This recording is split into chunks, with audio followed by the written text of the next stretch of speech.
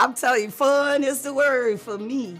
And I really like adventure. I like nature, that's my passion.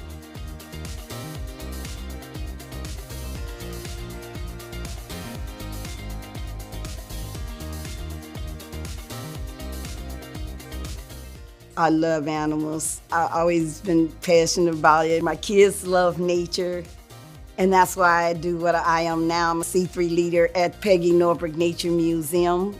We concentrating on preserving wildlife and also feeding people naturally, because nature cures itself and it can cure you too. You have to stay active when you get older.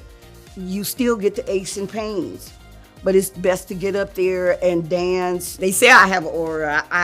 With me, I just try to be truthful and fun, relaxing. And you draw people to you when you're having fun.